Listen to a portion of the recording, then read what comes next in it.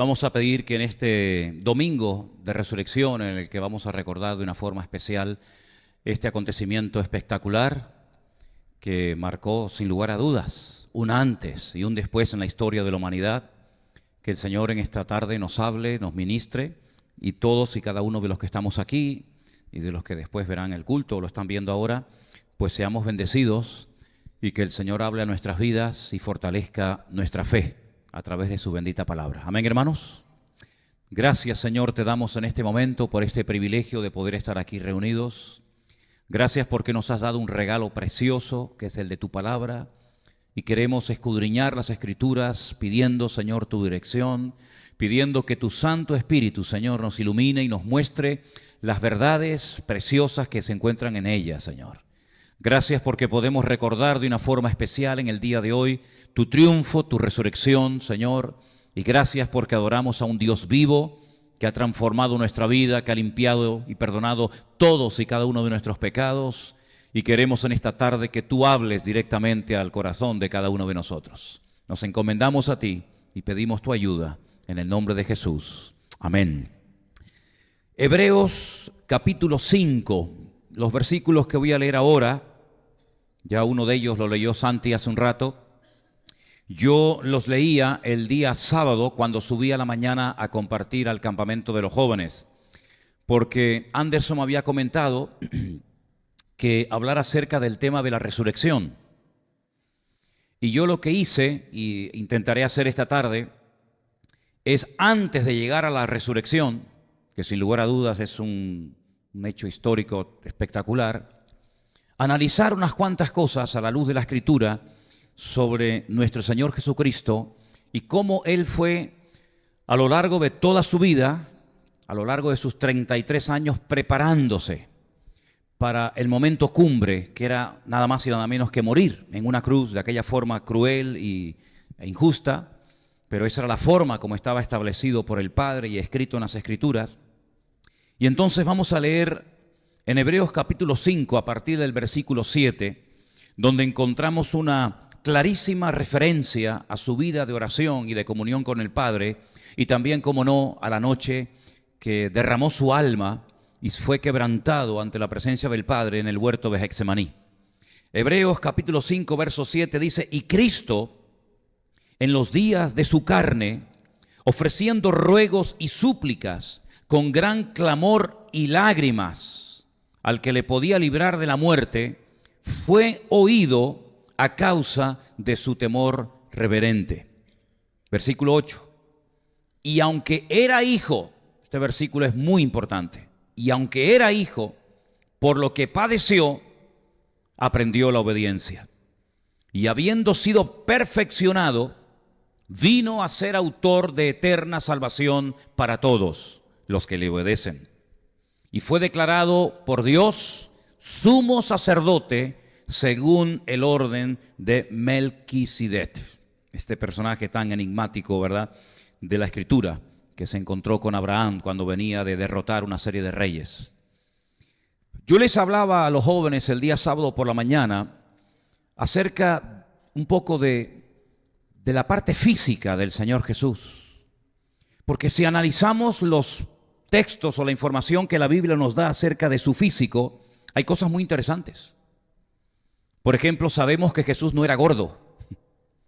Jesús era una persona muy delgada. Incluso nos dice la Biblia que se podían contar todos sus huesos. ¿Dónde dice eso? En el Salmo 22. Lea detenidamente el Salmo 22. Y una de las cosas que dice es precisamente lo que le acabo de mencionar, que se podían llegar a contar todos sus huesos, sobre todo en la última semana de vida, cuando fue al madero a morir. En aquellos tiempos la gente no comía tanta basura ni tanta cantidad como hoy en día. Hoy en día comemos demasiado y comemos mucha basura. Sin embargo, en aquellos tiempos se comía como máximo la gente normal 2 veces al día, por la mañana y a la caída del sol. Y se comía mucha fruta y se comía muchísima verdura. Por lo tanto, podemos asegurar que el Señor era una persona que estaba ágil físicamente hablando, que no había exceso de grasa en su cuerpo. Aparte de todo eso, sabemos que tenía que comer mucho pescado, porque sus discípulos eran pescadores y él pasó mucho tiempo en el mar de Galilea, y en el mar de Galilea, pues lo que hay, pues son peces. Además caminaba muchísimo. Estaba continuamente en movimiento de una ciudad a otra, de un pueblo a otro. Y eso lógicamente a él y a sus discípulos le mantenía tremendamente ágil. Aparte que era una persona joven. Dice la Biblia en el Evangelio según San Lucas que cuando comenzó su ministerio tendría aproximadamente unos 30 años. Y cuando lo concluyó, pues máximo 33, 34 años. Lo sabemos, lo sacamos por la información que nos da Juan acerca de las veces que subió a Jerusalén a celebrar la fiesta de la Pascua. Ahora, a pesar de estas características positivas, pues por mucho que te cuides y por mucho deporte que hagas, ¿quién se puede preparar para morir en una cruz? Aparte del entrenamiento para morir en una cruz, pues ¿cuál sería? Que te vayan crucificando de vez en cuando para que al final llegues y, por lo tanto, el físico sí puede ayudar. Sabemos que Jesús era una persona ágil, joven, que comía bien, etcétera. Pero sobre todas las cosas lo que me llama la atención es su preparación espiritual. Y es ahí donde me quiero detener en esta tarde un poco. Porque al Señor Jesucristo no le tomó por sorpresa el hecho de que Él entrara en Jerusalén y lo crucificaran. Él sabía perfectamente lo que le iba a pasar. Prueba de ello es que antes de entrar triunfalmente a Jerusalén, como vimos la semana pasada, Él ya lo había profetizado. Él ya lo había dicho. Él sabía que ese viaje a Jerusalén no iba a ser como otros que iba y salía, sino que ese iba a ser su último viaje, su última visita a la ciudad de Jerusalén. Y él se fue preparando durante toda su vida. ¿Y cómo Dios prepara la vida de un creyente? ¿A través del deporte, a través del esfuerzo físico? Pues vemos que no. Vemos que el Señor tiene un sistema que no solamente lo utilizó con su Hijo, sino con todos y cada uno de los personajes que Él quiso en un momento puntual de la historia utilizar. Podríamos estar hablando horas, pero quiero mencionar simplemente algunos personajes que nos suenan y son muy conocidos para nosotros. Por ejemplo, José. José es una persona que no se preparó, digamos, físicamente para lo que se le venía encima, porque el deporte, la preparación física de poco le iba a servir a José, pero sí era una persona que sabemos que Dios lo trató, sabemos que Dios lo moldeó. Primero, experimentó algo que es tremendamente fuerte de aceptar, y es su rechazo familiar. Sus propios hermanos, no lo olvidemos, fueron los que peor se portaron con él. Mira, se portaron peor sus hermanos que aquel amo que tenía en Egipto llamado Potifar. Para Potifar, José era una persona muy querida. Prueba de ello que le dio un voto de confianza poniendo todo bajo su autoridad. Pero sin embargo, para sus hermanos era una amenaza y había que eliminarlo. Y el Señor lo protegió milagrosamente. Sabemos que no lo mataron, aunque la idea era esa, pero sintió en carne propia el rechazo de sus hermanos, las mofas de sus hermanos. Ahí viene el soñador. Sabemos que cuando llega a Egipto, lo compran como esclavo. Pienso que en ese momento José no sabía la lengua, el idioma que se hablaba allí. De la noche a la mañana pasa a ser un esclavo. De la noche a la mañana pasa a recibir órdenes en vez de a darlas. Y aparentemente todo le va de mal en peor, pero todas las circunstancias, todas las pruebas amargas, duras y difíciles por las cuales tuvo que pasar, todas le fueron preparando para el día cumbre, cuando el Señor lo sacaría de la cárcel y haría de este hombre una bendición a nivel mundial. Y todas las naciones de la tierra tenían que descender a Egipto a ser atendidas y a ser alimentadas por la mano de José. Y vemos, por ejemplo, el caso de David. David fue una persona que fue duramente tratada por el Señor durante años, desde el día que fue ungido hasta el día que es proclamado rey. Las pruebas, las dificultades que tuvo que atravesar David son innumerables. Y podríamos hablar no solamente de José y de David y de Moisés y de Abraham y de Job y de tantos y tantos personajes, incluido Cristo. Si alguien en esta vida pasó por todo tipo de experiencias amargas y dolorosas y humillantes, ese fue sin lugar a dudas el Señor Jesucristo. Isaías lo define en su capítulo 53 como un hombre, como un varón experto en quebrantamientos. Es decir, que él sabe lo que es ser incomprendido. Él sabe lo que es ser rechazado. Él sabe lo que es ser abandonado. Él sabe lo que es ser traicionado. Es decir, todas las pruebas habidas y por haber, si alguien las vivió en carne propia, ese fue el Señor Jesucristo. Y ese fue y es el sistema que Dios utiliza para probarnos, para acercarnos a Él, para hacernos crecer, para hacernos madurar y para hacernos útiles en su reino y en su obra. ¿Cuántos dicen amén? Decía un dramaturgo griego, aprender viene de sufrir. Aprender viene de sufrir. Los griegos tenían una frase que era la siguiente: el sufrimiento es la gracia salvaje de los dioses. No se descartaba en ningún momento el sufrimiento como parte del aprendizaje, sino más bien todo lo contrario. Prueba de ello que hasta la palabra discípulo viene de la palabra disciplina. Alguien que está siendo disciplinado, tratado, podado. Y por eso dice la Biblia que ninguna disciplina al tiempo presente parece ser causa de gozo, sino más bien de todo lo contrario, de tristeza. Pero después da fruto apacible de justicia. En otras palabras, si no aceptas, si no interiorizas la gran verdad bíblica de que Dios te va a tratar, de que Dios va a permitir ciertas y determinadas circunstancias que te pueden hacer sentir mal, que te pueden hacer sentir humillado, que te pueden hacer sentir como lo peor, no vas a terminar de crecer, no vas a terminar de madurar en las cosas del Señor. No huyas del trato de Dios, no huyas de lo que Dios quiere hacer en tu vida. ¿A través de qué? ¿De los aplausos? Tu vida. ¿A través de qué? ¿De los aplausos? En los aplausos no se aprende nada. El que te rían la gracia y te digan sí a todo lo que dices si quieres y te den todo lo que quieres, ahí no vas a aprender absolutamente nada. Te puedes llegar a echar a perder. Se crece y se madura y se acerca uno verdaderamente a Dios. Es en la prueba, es en la dificultad, es en el sufrimiento, es en el dolor. Desde la angustia invoqué al Eterno y Él me oyó, decía el salmista en uno de los muchos salmos que escribió David. Y vemos que el Señor a su propio Hijo, dice, por lo que padeció, aprendió la obediencia. Ese fue el gran problema que tuvo Saúl. Hemos estado semanas estudiando el libro de Primera de Samuel y vimos que uno de sus personajes centrales, por lo menos los primeros capítulos, era Saúl. Y Saúl era una persona que cuando Dios lo quería tratar, hacía todo lo contrario y así le fue su vida, un desastre. Y terminó quitándose la vida porque fue un hombre inmaduro, no fue un hombre nunca espiritual que creció, que maduró. ¿Por qué? Porque no se dejó nunca tratar por la mano de Dios. Y hay gente como que ve algo como algo negativo el ser humillado.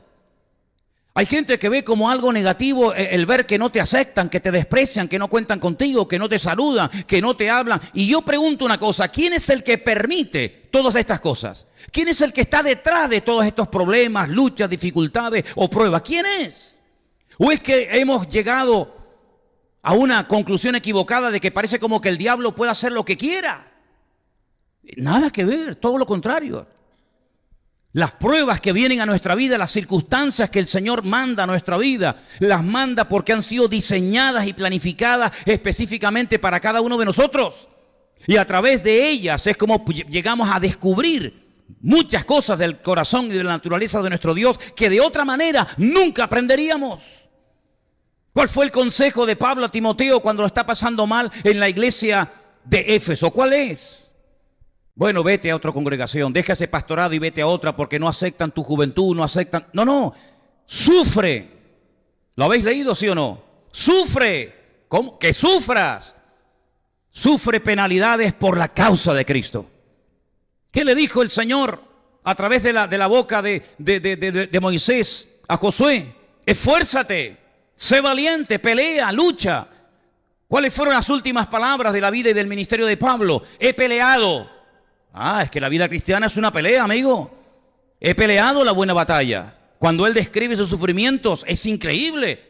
Por todas partes traiciones, por todas partes persecuciones de los judíos, de los cristianos, de falsos obreros. Increíble. Pero él dice, yo he peleado la buena batalla, yo he acabado la carrera y yo he mantenido la fe. En otras palabras, no era un niño, una niña que no se le puede decir nada porque enseguida se ofende, se derrumba y no sé lo que le pasa. No, por lo que padeció, dice aquí, aprendió a ser obediente. Por eso, si quieres crecer, no lo sé, tú sabrás, si quieres crecer de verdad, vas a tener que ser sacudido y probado. Y vas a tener que ser o pasar por distintas dificultades. Y eso es lo que te acercará al Señor. Porque si hay algo fundamental en cada una de las pruebas, es que hay un mensaje oculto. Es como un regalo, como un paquete que te dan. Y no vas a poder abrir el otro si no abres primeramente este. Y tienes que aprender a leer, a interpretar, a aprender cuál es el mensaje oculto, cuál es la enseñanza, cuál es la lección que el Señor me está enseñando a través de esa prueba, a través de esa dificultad que Dios, no lo olvides, que Dios ha permitido y está mandando a mi vida. Por eso cuando Cristo fue a la cruz estaba más que preparado. Por eso cuando Cristo fue a la cruz no perdió el equilibrio en ningún momento. No impedía que las profecías se cumplieran, todo lo contrario. Mira, si algo apasionó, si algo dominó a Cristo desde que era pequeñito, es que Él quería hacer la voluntad de su Padre. Y es que Él quería que la palabra prevaleciera por encima del sentimentalismo, por encima de las emociones. Incluso cuando sabe perfectamente que Judas le va a vender, Él no lo frena, Él no le dice, no, espera un poco, no corras, espera un poquito. Porque Él sabe que en el momento en el que Judas se levanta de la mesa y salga por esa puerta, se va a desencadenar todo y ya no hay marcha atrás. Sino todo lo contrario, lo anima a que venga, date prisa. Dice, lo que tengas que hacer, hazlo pronto. Venga, corre. Yo no sé si nosotros le hubiéramos dicho a Judas, me tienes que traicionar, pues corre, venga, corre. Pero si yo sé perfectamente desde el principio que tú eres el que me vas a traicionar, por lo tanto no te frenes, no te cortes. Tú vas a cumplir una palabra sin darte cuenta, por lo tanto, repito, lo que tengas que hacer, querido, hazlo pronto. Porque el Señor sabía perfectamente de que toda la escritura tenía que cumplirse, y para que muchas escrituras se cumplieran en su vida, tenía que pasar por un tormento y tenía que pasar por un calvario terrible, pero no hay gloria sin cruz. ¿Cuántos dicen amén? Claro, es muy bonita la resurrección, pero ese fue el regalo final del Padre al Hijo por haberle obedecido. Porque si no le hubiera obedecido, Cristo el Hijo nunca hubiera resucitado. Porque dice la Biblia, y lo hemos leído esta noche, que Él era sacerdote según la orden de Melquisedec. Yo quiero pararme aquí porque hay muchas personas que no entienden esto, ni siquiera saben realmente quién fue este personaje. Es un personaje que aparece en el Antiguo Testamento, Melech Sadik. Melech significa rey, en hebreo Sadik es justo, el rey de justicia. En la Biblia dice rey de Salem. No, es rey de justicia. Y es interesante notar que antes del sacerdocio levítico había otro tipo de sacerdocio, que es el que Abraham reconoce.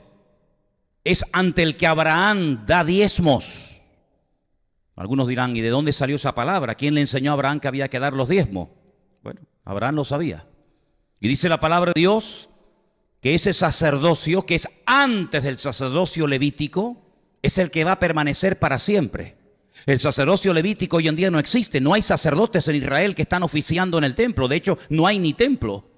Pero Cristo, que era de la tribu de Judá, no de la tribu de Leví, por la ley mosaica nunca podía haber llegado a ser sacerdote, pero por el sacerdocio de Melquisedec sí podía hacerlo. Y de hecho, en los Salmos dice que el Mesías sería sacerdote según la orden, según el sacerdocio de Melquisedec, que es para siempre y no como el otro que tiene un principio y tiene un fin.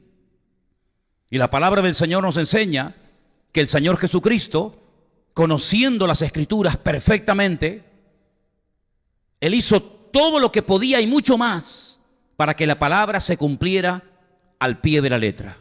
Yo les dije la semana pasada, y quiero que tengan claro esto, que en esos últimos días de la vida de Cristo, desde que él entra triunfalmente a Jerusalén hasta que muere en el Monte de la Calavera, se cumplen más profecías que durante todo su ministerio. La entrada triunfal, como vimos, estaba profetizada por Zacarías, capítulo 9, verso 9, que el Mesías entraría montado en un pollino de asno a la ciudad de Jerusalén.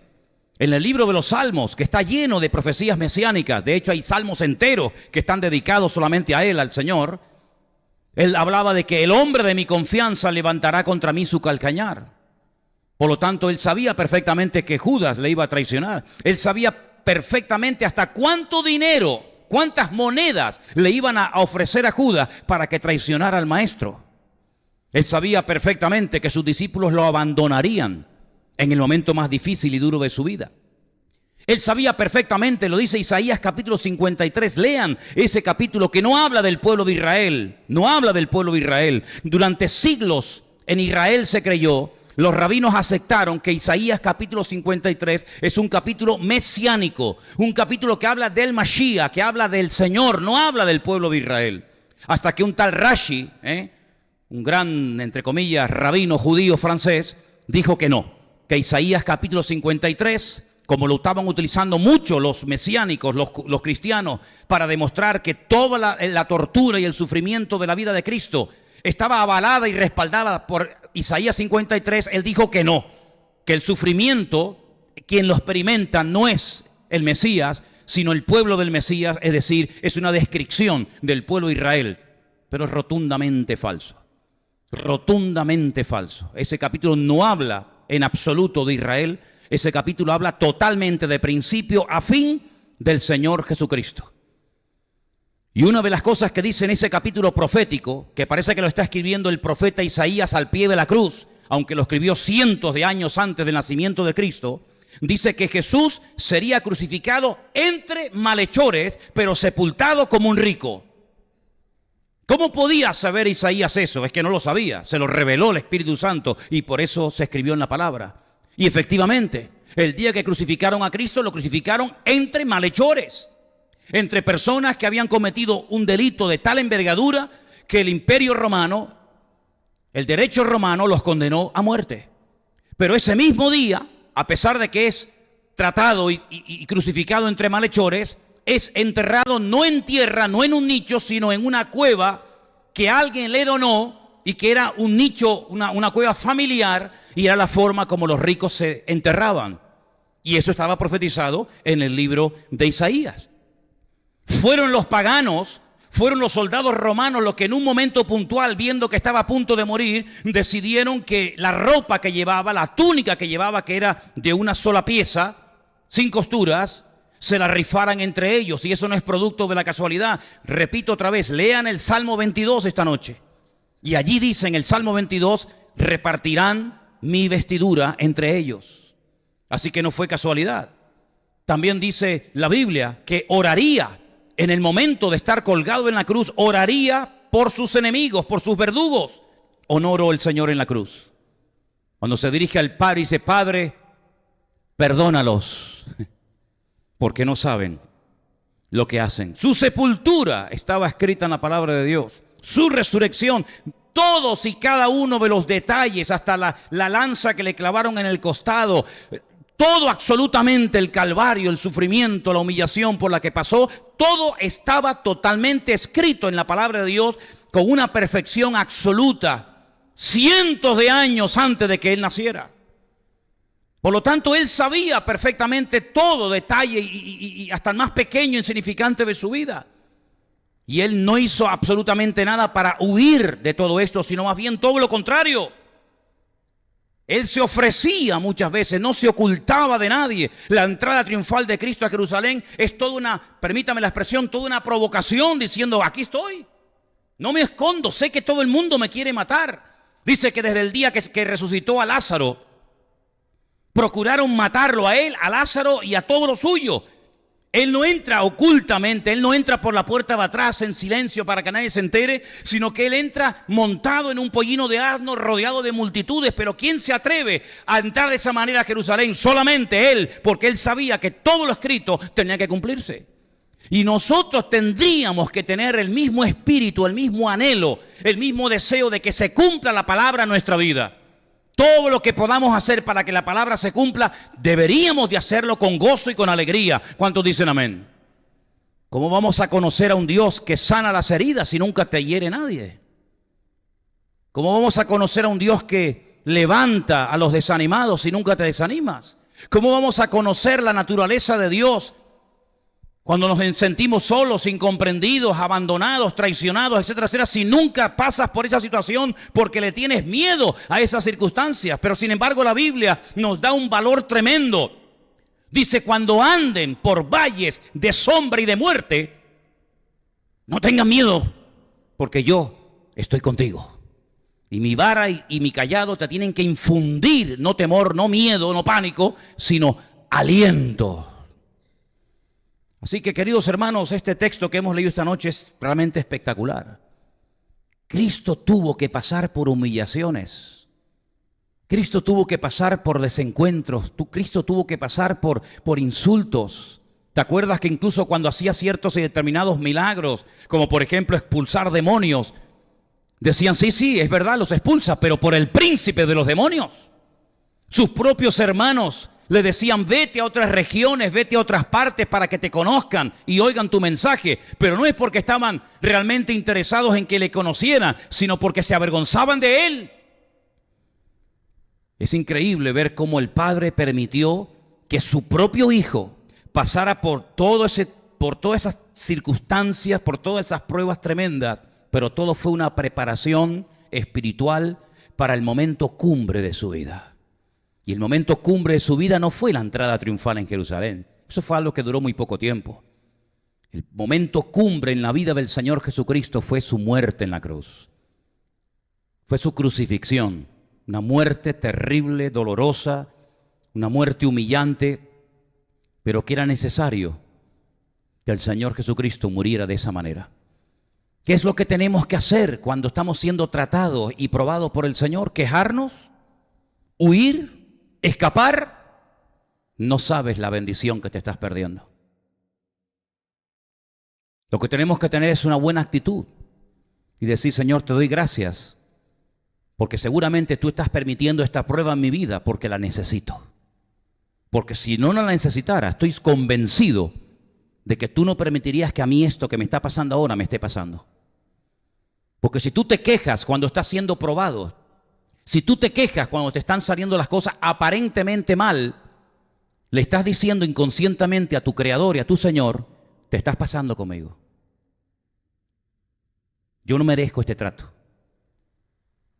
Yo no merezco este rechazo, esta palabra o esta puerta cerrada. En otras palabras, estás siendo injusto conmigo. Y nada más lejos de la realidad, porque dice la Biblia que Dios es justo, es bueno y para siempre es su misericordia. ¿Cuántos dicen amén? Así que no vayas a una congregación donde te rían la gracia y te digan, no, vas a ser bendecido y prosperado y vas a tener y vas a hacer y vas a tener y vas a hacer. Claro, y te inflan el ego. No. Vete a un lugar donde te canten las 40. Vete a un lugar donde te digan, no, usted aquí de momento sentado. Oiga, pero es que yo soy, a mí me da igual lo que usted sea, usted sentado ahí. Vete a un lugar donde te sientas confrontado y sacudido con la palabra. Vete a un lugar donde por amor a tu crecimiento y a tu madurez espiritual te pongan las pilas, querido. No a un lugar donde llegues y a los 10 minutos ya estás aquí arriba predicando sin saber de dónde vienes ni a dónde vas. En otras palabras, al Señor Jesucristo, hermano, Él es nuestro modelo, Él es nuestro ejemplo a imitar. Y Él aguantó, hermano, lo que ni siquiera somos capaces de imaginarnos. Pero todo eso lo preparó, dice, para la obediencia total y absoluta. Y cuando lo fueron a prender al huerto de Getsemaní, no se ocultó, no mandó a sus discípulos, díganle que no estoy, como dicen algunos a los hijos. Cuando llame fulano, dile que papá no está. Y el niño dice, mi papá dice que no está. Si no, él dijo, ¿a quién vienen a aprender? A Jesús, dice, aquí estoy. No hay ningún problema, no me oculto. Ya estoy preparado. Pero no me preparé solamente esta noche. Llevo 30 años, 30 y tantos años de mi vida preparándome para este momento. Y yo no sé para lo que te está preparando el Señor. Pero lo que está bien claro es que si has superado pruebas, te han preparado para las siguientes que vendrán. Así que, queridos hermanos, este pasaje para mí es extraordinario porque dice en el versículo 9, y habiendo sido perfeccionado, esa es una palabra clave en la Biblia. Porque para los griegos, no para los cristianos ni para el concepto bíblico, pero en la mentalidad de la época, la perfección era que cumplía el propósito por el cual fue diseñado. ¿Me explico? No importa si el modelo es bonito o feo, grande o pequeño, ¿funciona? ¿Funciona el martillo? ¿Funciona la herramienta? ¿Funciona así? Entonces es perfecto. Independientemente del color, del tamaño, del diseño, lo que funciona en la mentalidad de la época es que está perfecto. Si no funciona, no es que es muy bonito, pero sirve, no sirve para nada, entonces no es perfecto. Perfección era algo que se entendía, algo que se aceptaba, se asumía cuando el diseño que se le había dado era funcional. Si no funcionaba, no servía absolutamente para nada. Es como esas cosas que se hacen y tú dices, bueno, ¿esto para qué sirve? No, para nada, entonces no es perfecto. Cristo fue perfeccionado. ¿Por qué? Porque el propósito por el cual vino se cumplió perfectamente. En ese sentido, Judas cumple en cierto sentido algo de la perfección según la mentalidad de la época. ¿Por qué? Porque fue la persona idónea para vender a Cristo. Una persona escrupulosa, una persona que lleva las cuentas hasta el último céntimo, una persona que pide facturas de todo, una persona que es tremendamente escrupulosa en lo que entra, en lo que sale, en los gastos, no serviría para ser un Judas. Pero ¿cuál era la característica de Judas? La ideal para ser un Judas: amaba el dinero. Y siempre le gustó el dinero. Y siempre se aprovechaba de la ocasión y metía la mano en la bolsa, aunque daba una imagen de que todo lo llevaba cuadrado, matemáticamente perfecto. Por lo tanto, las pruebas que vienen a nuestra vida son perfectas. Porque ¿quién las manda? Un Dios que es perfecto, que dice en su palabra que los que le amamos, todo nos ayudará para bien. Por lo tanto, dice Santiago en uno de sus versículos, en sus textos, tener sumo gozo. Un gozo no normal, un gozo fuera de lo normal, cuando os halléis en diversas pruebas, sabiendo que las pruebas producen, y ahí dice paciencia, y otras muchas cosas más.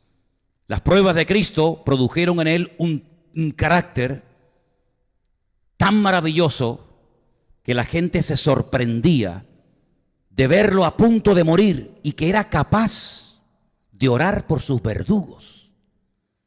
Era capaz de mantener la calma delante de Poncio Pilato. No se quejó. No dijo, pero ¿por qué van a soltar a este desgraciado, a Barrabás?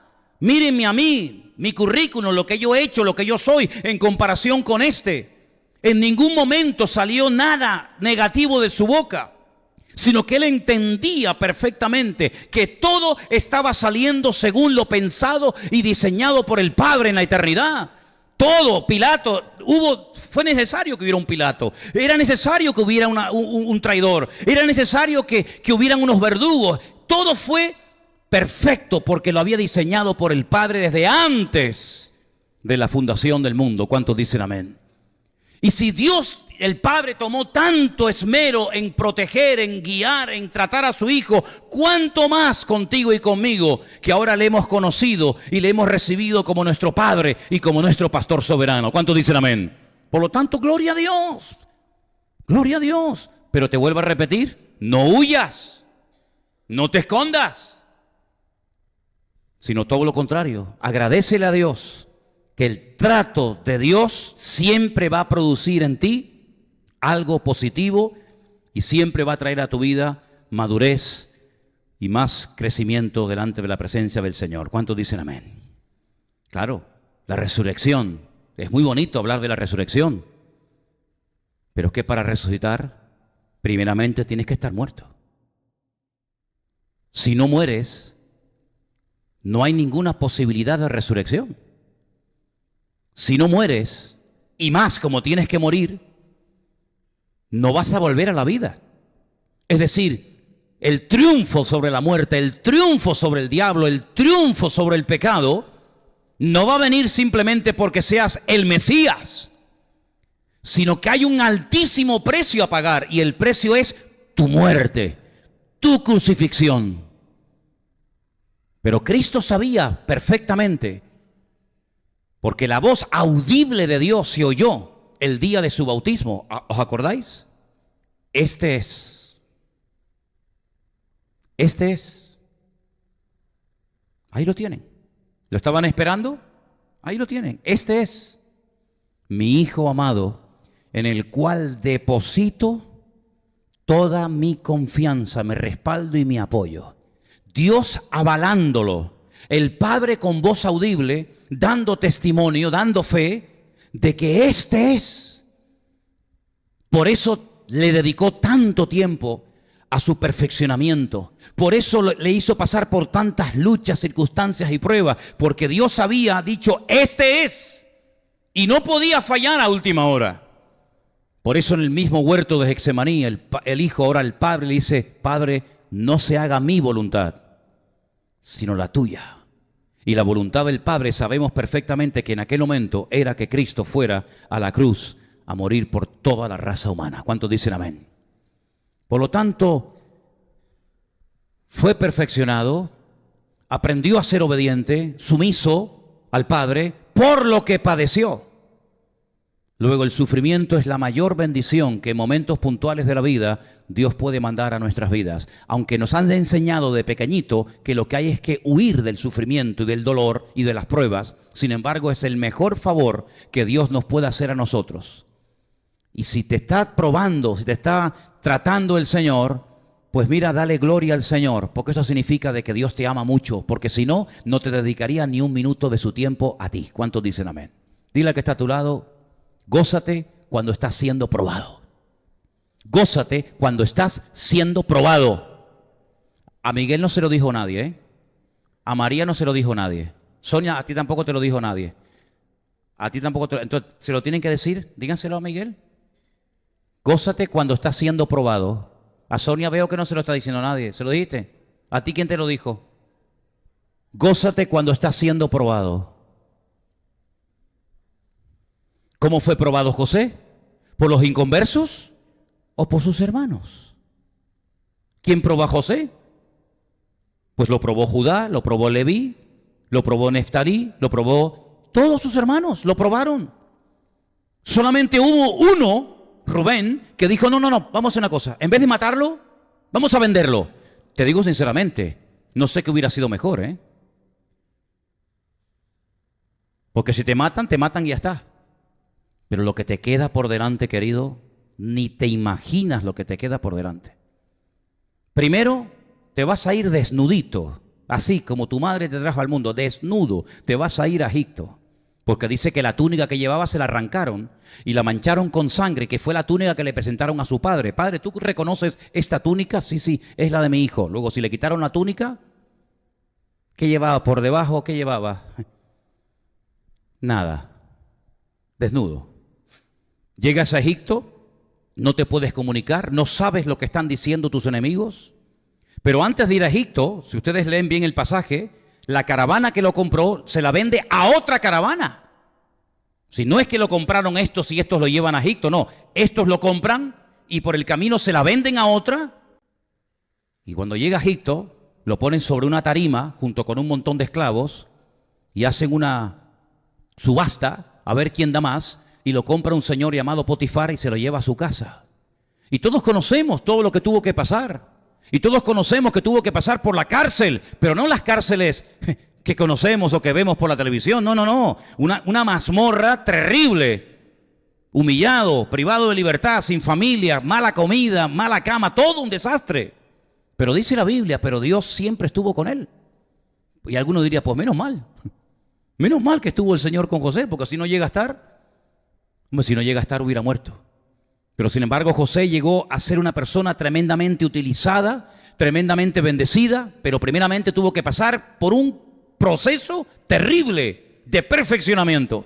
Si no eres capaz de superar el odio de tus hermanos, tú no vas a poder superar el odio de los egipcios o de los presos cuando te metan en una mazmorra en Egipto. En otras palabras, las pruebas son proporcionales a tu nivel de madurez. Dios te prueba en base a tu nivel de madurez.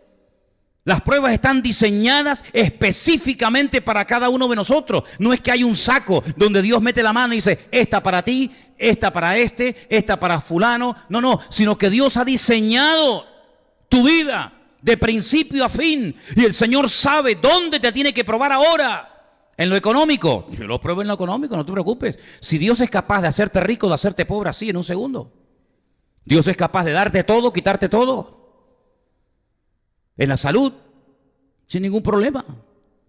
En lo familiar, Dios te puede probar en lo que Él quiera. No tiene que pedirte permiso. Amén, hermanos. Dios no tiene que pedirnos permiso. Oye, una cosita. ¿Qué te parece si la semana que viene por la tarde te mando una pruebecita? Ay, no, Señor, por favor. Bueno, venga, va. Pues entonces no te preocupes. Te la mando el mes que viene. O se la mando al otro. Sí, mándasela a ella que le hace falta. No. El Señor no tiene que pedirnos permiso.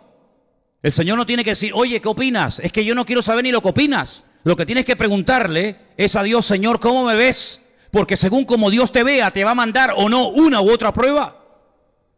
Y por eso a su hijo lo probó en todo. Alguien me decía hace unos días, ¿y por qué tardó 30 años Jesús en aparecer en la escena pública? Hombre, primero porque probablemente su padre estaba vivo y los hijos no podían prevalecer por encima de los padres mientras estos vivían.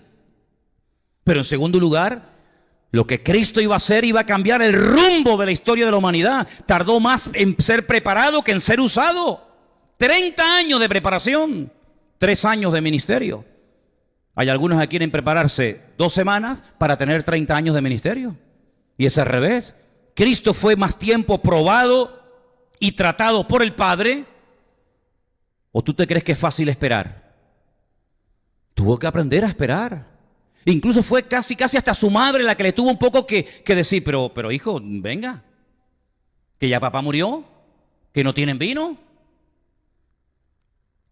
En otras palabras, él no se adelantaba a los plazos, él no se adelantaba a los tiempos, sabía perfectamente cuándo era tiempo de hablar, cuándo era tiempo de callar, cuándo era tiempo de hacer un milagro, cuándo era tiempo de no hacer nada. Lo sabía perfectamente porque fue tratado por el Padre, y cuando uno es tratado por el Señor, uno sabe perfectamente cómo tiene que comportarse en cada momento y en cada circunstancia de la vida. Y tú no ves a Cristo nunca desesperado, ni amargado, ni frustrado, sino al contrario. ¿Cómo termina casi los últimos versículos del capítulo 53 de Isaías? Porque claro, lo empiezas a leer y dices, madre mía, angustiado, despreciado. Pero al final dice, y verá el fruto de su aflicción y quedará satisfecho. Ha merecido la pena pasar por todo esto, gloria a Dios. Ha merecido la pena ser crucificado, ha merecido la pena ser escupido, ha merecido la pena ser abandonado, traicionado, vendido, etcétera, etcétera. Verá el fruto de su aflicción y quedará satisfecha su alma. ¿Cuántos dicen amén? Esa satisfacción viene después del dolor, viene después del calvario, viene después del sufrimiento. Pero sin embargo hay cristianos que tienen como prioridad en su vida, tienen como meta en su vida el tener o el ser. Tengo que tener y tener esto, y tengo que ser esto y esto y esto, y entonces ya estoy tranquilo, ya estoy satisfecho. No, el Señor hace todo lo contrario, nos despoja, nos humilla, nos quita de todo, hasta la túnica como a José, y al final nos da todo cuando Él quiera y como Él quiera. ¿Cuántos dicen amén? En otras palabras, la agenda quien la tiene que llevar es del Señor, no tú. Como tú quieras planificar tu vida y tu tiempo, vas mal, querido. Porque somos propiedad de Dios, hemos sido comprados a precio de sangre. Y Él tiene todo el derecho de probarnos cuando quiera y como quiera. Y dice la Biblia aquí, que fue perfeccionado y llegó a ser autor de eterna salvación. No es que tiene que morir cada año, sino de eterna salvación para todos los que le obedecen. ¿Sabes que cuando estudiamos Primera de Samuel, decía que cuando Saúl intentó justificar su desobediencia ante el profeta Samuel, diciéndole, no, mira, ¿sabes lo que pasa? Yo sé que tú me dijiste que no cogiéramos nada. Yo te entendí, ¿sabes? Yo te entendí. Y yo sé que tú me dijiste que no cogiéramos nada de la malecita, que era todo maldito, que no teníamos que tener esa atracción. Pero el pueblo, ¿sabes? El pueblo los ha perdonado porque los vamos a presentar en sacrificio a ver si Samuel, sé un poquito razonable, chico. No seas tan duro, no seas tan intransigente. Tú me dices, no, ni ovejas ni bueyes, pero claro, es que tú no viste las ovejas y los bueyes que esta gente tiene. Es que son unos bueyes tan bonitos, tan gordos, unas ovejas tan preciosas que dijimos, pero ¿cómo vamos a matar todo esto? No puede ser, no puede ser. Vamos a llevarlos para nuestra tierra y lo presentaremos en sacrificio al Señor. Ahora va. Ay, es verdad. ¿En qué estaría yo pensando el día que te dije que mataras todo? Y le dice Samuel, ¿sabes? Has actuado como un santero, como un brujo, ¿eh? Claro. Porque los que viven en ese mundo intentan siempre manipular las cosas. Te están haciendo un daño, entonces tienes que hacer esto, tienes que hacer lo otro. Quieren mover y poner al mundo espiritual a su favor. Y es lo que tú estás tratando de hacer. Estás tratando de mover y de acoplar las circunstancias para justificar un pecado de desobediencia terrible. Y como pecado de adivinación es la idolatría y la obstinación, que es lo que tú eres. Una persona obstinada que no quiere nunca reconocer que ha pecado y que ha hecho lo contrario a la voluntad de Dios. Por lo tanto, tu actitud de desprecio, de menosprecio a la orden divina, lo que ha producido no es una bendición, no es un crecimiento espiritual, no, es todo lo contrario. Hoy Dios te comunica que ha quitado el reino de tu mano y se lo ha entregado a otro. Oye, contundente tú. Cuando se iba, le agarra el manto a Samuel y encima se lo rompe y añade más tragedia. Y le dice, eso que tú me has hecho a mí en lo natural, en lo físico, que me has roto el manto, es lo que acaba de hacer en el mundo espiritual el Señor. Ha roto el reino y se lo ha entregado a otro, que tal vez no es tan imponente, tan no sé qué como tú, pero es fiel, es obediente, es sumiso a la voluntad de Dios. ¿Te das cuenta? ¿Qué es lo que ha estado esperando siempre Israel? A un Mesías guerrero, a un Mesías que venga, que humilla a todas las naciones de la tierra, que las someta para que el pueblo de Israel tenga la supremacía por encima de todas las naciones de la tierra y automáticamente... No, es que no hay que buscar lo que uno quiere, hay que buscar la voluntad de Dios. ¿Cuántos dicen amén? Mira, está bien, tú has muerto, en fin, está muy bien. Has muerto, has resucitado, pero una pregunta, ¿tú vas a restaurar el reino o no lo vas a restaurar? Fíjate qué mentalidad, hermano. Pero ustedes no se dan cuenta de que todo lo que ha sucedido estaba escrito en los profetas, en la Torá, estaba escrito en los salmos. ¿Cómo que se voy a restaurar el reino? ¿Para qué se están metiendo en camisas de 11 varas? ¿Para qué se están haciendo preguntas? Si yo no les he tocado el tema, ¿para qué lo tocas tú? Yo no he venido a restaurar un reino terrenal, yo he venido a restaurar un reino de tipo espiritual. Y ya vendrá el momento cuando venga como rey triunfante y glorioso y todo ojo le verá y toda rodilla se doblará y toda lengua confesará. Ya vendrá el momento. Mira, parece que tenía más discernimiento espiritual el ladrón en la cruz que todos los religiosos de su época. Incluso sus discípulos. ¿Restaurarás el reino? ¿Sí o no? Y el ladrón en la cruz le dijo, acuérdate de mí cuando vengas en tu reino. ¿Qué diferencia? ¿Qué diferencia tan grande? Es que la actitud es lo que marca la diferencia en la vida de un cristiano. ¿Cuántos dicen amén? Por eso yo quiero en esta tarde decir, sí, hermanos, hoy recordamos de una forma especial que Cristo ha resucitado de la tumba. Un fuerte aplauso pido para Él en esta noche. ¡Cristo vive! ¡Amén! Él ha resucitado. ¡Aleluya! Para no morir nunca más. Pero no te olvides que la resurrección es el último eslabón de la cadena, ¿eh? Es lo último. Antes de llegar a ese punto, el Señor tuvo que pasar por un largo proceso de preparación. Y por eso ahora podemos decir, ¿dónde está, oh muerte, tu victoria? ¿Dónde, oh sepulcro, tu aguijón? Dice el apóstol Pablo en una de sus cartas, porque si no hay resurrección de los muertos, tampoco Cristo resucitó. Y si Cristo no resucitó, nuestra fe es vana y nuestra predicación también. Y somos hallados falsos testigos de Dios, pues hemos testificado de que Dios resucitó a Cristo, Porque si los muertos no resucitan, tampoco Cristo resucitó. Y si Cristo no resucitó, nuestra fe es vana, totalmente inútil, y aún estamos en nuestros pecados. Entonces también los que durmieron en Cristo perecieron. Y si en esta vida solamente esperamos en Cristo, somos los más dignos de conmiseración de todos los hombres. Y el capítulo 15 de 1 Corintios es un capítulo monográfico que trata el tema de la resurrección. ¿Por qué? Porque sin resurrección nuestra fe no tiene ningún sentido. Nosotros no estamos aquí, en esta tarde, en este lugar, cantándole a un muerto. Yo sé que hay gente que le canta a los muertos, pero nosotros no le cantamos a un Dios muerto. En estos días hemos visto muñecos a los cuales la gente le canta y los adora y los llevan de un lugar y los llevan a otro. Pero nuestra fe está por encima de todo eso, porque nuestro Señor Jesucristo resucitó de la muerte. Y la tumba de Cristo, que ha estado cantidad de veces en ella, en Jerusalén, está vacía en este momento.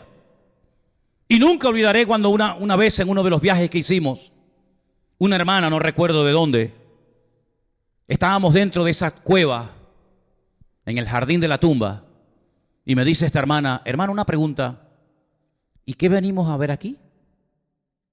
Digo, ¿aquí? Nada. ¿No? Claro, porque siempre le estaba llevando a sitios y le daba explicaciones, porque aquí no sé qué, porque aquí no sé cuánto, y le digo, no, aquí no venimos a ver nada. Ah. Digo, ¿usted qué quería ver? ¿Usted quería ver el cuerpo de Cristo aquí? Hemos ido a Hebrón, la ciudad de Hebrón, tanto la parte musulmana como la parte judía. Gracias a Dios podemos entrar tanto a una como a otra, cosa que no todo el mundo puede hacer. Mi hermana, por ejemplo, no la dejaron entrar a una parte, pero a mí sí. Y le digo, mira, ahí en esa tumba está enterrado el patriarca Abraham y al lado su mujer, Sara. Y allí están todos los judíos y los musulmanes delante de la tumba del patriarca Abraham y de la matriarca Sara. Mira, y aquí al ladito está su hijo, está Isaac, y al lado está Rebeca. Wow. Mira, y aquí está Jacob y Lea. Raquel no, porque está enterrada en otro sitio. Por ahí están los tres patriarcas, Abraham, Isaac y Jacob. Y está Sara, Rebeca y Lea. Y la gente va a Hebrón, a la tumba de los patriarcas, a la cueva de Macpela. La cueva de Macpela significa en hebreo la cueva de las parejas. Hay una tradición judía que dice que también allí están enterrados Adán y Eva.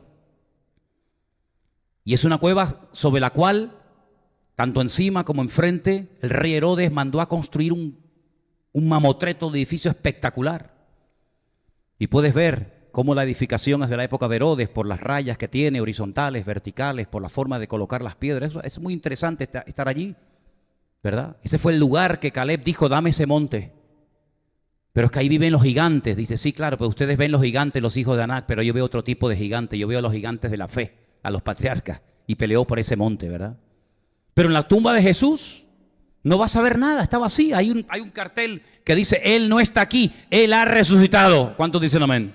¿Te imaginas recorrer Jerusalén de punta a punta, Israel, Mar Muerto, el río Jordán, Capernaum, Tiberias, no sé, y llegar al final y decir, pero hermano, tengo que darles una triste noticia.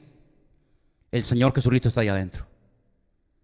Oh, sería terrible, ¿no? No. Pero en ese lugar cuando vamos, hacemos un culto allí, hacemos un culto y a veces partimos el pan y el vino y cantamos y adoramos al Señor con alegría. Y vienen hermanos de todas partes del mundo y ahí hacen sus cultos. Hay a veces un grupo chino, japonés, nigeriano, italianos, alemanes, etc. ¿Por qué estamos allí cantando? ¿Adorando a un muerto? No, dándole gloria a Cristo porque está vivo y vive por los siglos de los siglos. Amén. Y eso es lo que hoy queremos. No sé si coincide o no. Yo siempre digo esto porque hay algunos que son muy meticulosos. No, pero es que la fecha no es hoy, la fecha. A mí me da igual si es hoy o es mañana por la noche o la semana que viene. Sí, ya sé que la Pascua, la Pesaj, la fiesta judía, empezó el día 30 y termina el día 7 de abril. Sí, yo sé todo eso. Pero yo lo único que sé que hoy queremos de una forma especial, como si lo queremos volver a hacer dentro de 20 días, no pasa nada. Hoy estamos recordando de una forma especial que nuestro Señor Jesucristo está vivo. Y hay esperanza. Y hay sanidad para los enfermos, y hay libertad para los oprimidos por el diablo, y hay una esperanza, hay una respuesta para la humanidad, porque Él está vivo, y si Él no estuviera vivo, yo no sería predicador. No sé, sería bombero, torero, carpintero, yo qué sé lo que sería, pero predicador ¿de qué? De un muerto. No, para eso ya hay muchos. Pero ¿sabes lo hermoso que es saber que cuando oramos Él está a nuestro lado y nos oye? Entonces, si Él está vivo, quiere decir que lo que Él nos prometió, he aquí estoy contigo todos los días hasta el fin del mundo, es verdad. Pero un momento, ¿puede una persona estar en dos partes al mismo tiempo? El concepto espacio-tiempo no se nos escapa de la mano los seres humanos, porque yo no creo que haya nadie aquí que sea capaz de estar en dos sitios al mismo tiempo. ¿Usted puede? ¿Usted puede, hermana? Yo creo que hay algunas madres, mi madre tenía ese don. Ella estaba, bueno, hay mujeres que tienen ese don. No, yo sé dónde estaba, yo te vi, ¿qué va a ver? Pero el ser humano no puede estar en dos sitios al mismo tiempo. Pero si Él dice a ti, cuando abres la Biblia, aquí en Tenerife, yo estaré contigo todos los días hasta el fin del mundo. Y un hermano en ese momento en Venezuela, en Colombia, en Japón, en América, en Israel, está leyendo el mismo texto. ¿Con quién está? ¿Con el de allá? ¿Con el de aquí? ¿Con cuál está? Con todos. Luego Él tiene que ser Dios. Porque si no es Dios, Él no puede estar en dos sitios al mismo tiempo. Pero Dios, como es omnipresente, puede estar en todas partes al mismo tiempo. ¿Cuántos dicen amén? ¿Y quién es el que está contigo cuando duermes? El ángel del Señor, el Malaj Elohim, el enviado del Señor. ¿Quién es el enviado del Señor? ¿Quién es el enviado del Señor? No, es Gabriel. Entonces Gabriel, cuando usted duerme, está ahí al lado de su cama, ya. Y también está con la hermana en otro país, y con el hermano en otro lado, y con el piloto, y con el... No. El ángel del Señor en ese texto es Él. Lo que pasa es que en el Antiguo Testamento dice el ángel del Señor, el enviado del Señor, y en el Nuevo Testamento Él habla en primera persona, yo estaré contigo todos los días hasta el fin del mundo. Pero lo leas en el Antiguo, lo leas en el Nuevo, el ángel del Señor acampa alrededor de los que le temen y los defiende. Si es un ángel que puede estar con todos los millones y millones de cristianos alrededor del mundo en el mismo tiempo, entonces es un ángel que casi es Dios. Pero es que los ángeles no pueden estar en todas partes al mismo tiempo. El único que puede estar en todas partes al mismo tiempo, en diferentes horarios, en diferentes continentes, es Dios. Quiere decir que si Él es Dios, va a estar contigo, conmigo y en todas partes de la tierra. ¿Cuántos dicen amén? Porque Él ha resucitado. Si no hubiera resucitado, esto no se podría cumplir. Quiero ya terminar diciendo algo. Hubo gente que resucitó tanto en el Antiguo como en el Nuevo Testamento antes que Él, ¿sí o no? Sí, lo preguntamos en el puerto, ¿se acuerdan? En el Antiguo Testamento, por ejemplo, dice la Biblia que un día el profeta Elías oró por un chico que estaba muerto y el Señor lo resucitó. Y el profeta Eliseo, ¿se acuerda? También oró por alguien que estaba muerto y el Señor lo resucitó, ¿sí? Y en el Nuevo Testamento tenemos el más conocido, Lázaro, el hijo de la viuda de Naín. El día que murió, dice la Biblia, que se rompieron los sepulcros, las rocas, y muchos santos que habían estado muertos se presentaron a mujeres en la ciudad de Jerusalén y otras personas más. Pero todos esos volvieron a morir. Luego, la palabra resurrección no es la correcta. Revivieron, volvieron a la vida. Pero es que Cristo no revivió, Cristo resucitó. Por eso dice que eres las primicias. Él resucitó porque resucitó para no morir nunca más. No murió como Lázaro al poco tiempo, a los años, sino que resucitó, ascendió a la diestra de Dios Padre y allí está, ¿qué haciendo? Intercediendo, orando por ti y por mí cada día. Así que lo tenemos todo para vivir en victoria. ¿Cuántos dicen amén? Si no vives en victoria es porque no quieres. Es porque te has ahí apalancado y te estás lamiendo las heridas, como el perrito cuando tiene una llaga, que se lame la herida y se lame la herida y se lame la herida. Pero nosotros ya no nos tenemos que lamer las heridas, porque por sus llagas fuimos nosotros curados. Y Dios nos ha llamado para vivir en victoria y a partir de ahora ser cabeza y no cola, nunca más. Así que no lo traiciones, no huyas del trato de Dios, porque yo creo que todavía muchos de los que estamos aquí no hemos todavía llegado al nivel al cual el Señor nos quería llevar. ¿Cuántos están de acuerdo? Vamos a orar. Cierra tus ojos ahí. Voy a pedirle a los músicos si pueden pasar adelante. Y vamos a pedirle al Señor en esta noche, en este domingo tan especial para los cristianos, que no se nos olvide nunca. No importa cómo te sientas, no importa dónde vivas, no importa a lo que te dediques. Recuerda que Cristo está vivo. Eso es lo verdaderamente importante. Si tienes o no tienes esto o aquello, eso es secundario, eso no tiene importancia.